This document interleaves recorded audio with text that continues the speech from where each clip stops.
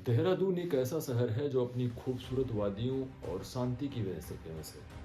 बहुत दूर दूर से लोग इस शहर में केवल शांति और सुकून की तलाश में घूमने और पर्यटन की वजह से आते हैं। लेकिन इसी देहरादून की सड़कों पर अब खून बहता दिख रहा है। 2 फरवरी की सुबह एक 23 वर्षीय युवती अपने काम पर घर से निकलती है और रास्ते में एक सिरफिरे व मनचले युवक के द्वारा उसकी गला रेत कर भरे बाजार के बीच हत्या कर दी जाती है।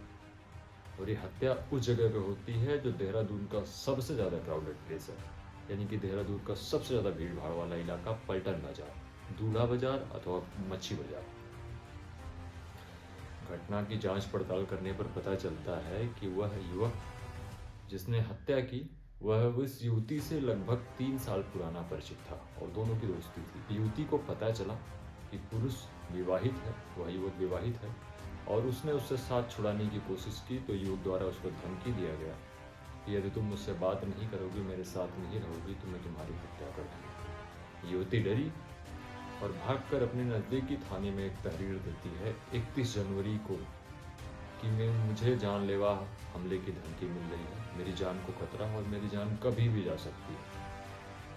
और उस घटना के बाद पुलिस उस मामले को संज्ञान में लेती है और माननीय एसएसपी महोदय का कहना है कि 3 दिन उसके घर पर लगातार दबिश की गई और उसकी पत्नी के द्वारा बताया गया कि वो 3 दिन से घर पे नहीं लौटा है, उसका नंबर बंद था और उसे गिरफ्तार करने में पुलिस नाकाम रही।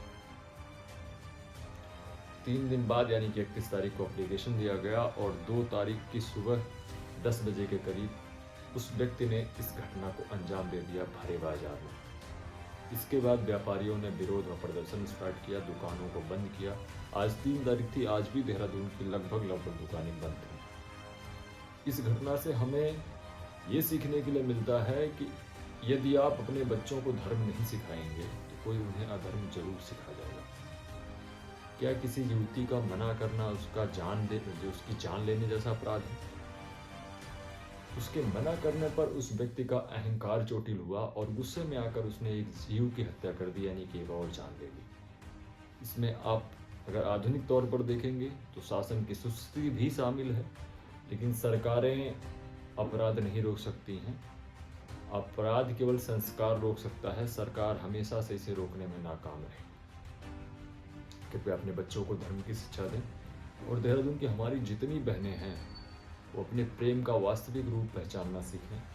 यदि कोई व्यक्ति 2 लोगों से साथ में प्रेम कर रहा है, अपनी विवाहित महिला के साथ, अपनी विवाहिता के साथ भी रह रहा है और आपसे भी प्रेम का इजहार कर रहा है तो स्वाभाविक सी बात है कि वो झूठ बोल रहा है। सबसे पहले प्रेम का पवित्र रूप पहचानना जानें और इसके लिए आप अपने वेद ग्रंथों का अध्ययन कर सकते हैं, श्रीमद् भागवत गीता पढ़ सकते हैं। जिस देश में राधा और कृष्ण को प्रेम का प्रतीक मानकर उनकी पूजा की जाती हो, जिस देश में वृंदावन जैसे धाम में प्रेम मंदिर जैसे विशालतम इमारत को जगह दी गई हो, उस धाम में यदि प्रेम के नाम पर, उस देश में यदि प्रेम के नाम पर इस तरीके से हत्याएं हो रही हैं तो जरूर कहीं ना कहीं हमारी सीख में कोई कमी है।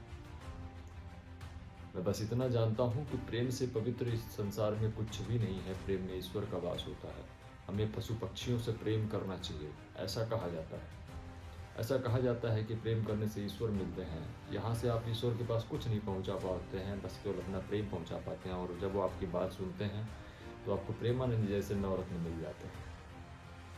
कृपया प्रेम के वास्तविक मतलब को समझें। देहरादून के मेरी जितनी बहनें हैं वो प्रेम के वास्तविक मतलब को समझें, धर्म के थ्रू प्रेम को जानने की कोशिश करें कि आपका प्रेम उन मानदंडों पर फिक्स बैठता है तो उस प्रेम को अपनाएं, अन्यथा ऐसे लोगों से दूर रहें, जागरूक रहें और अपनी सुरक्षा की जिम्मेदारी स्वयं उठाएं। ऐसे ही किसी मनचले पर भरोसा न करें और किसी को भी अपने जीवन की बागडोर इतनी आसानी से थामने का मौका दें।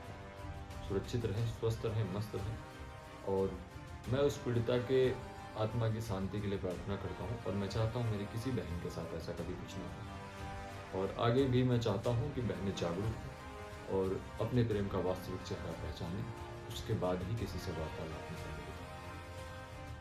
इस घटना से संबंधित जो भी जांच पड़ताल चल रही है उस पर मुझे पूरा भरोसा है, न्यायालय पर मुझे पूरा भरोसा है कि आरोपी को उचित सज़ा जरूर दी जाएगी।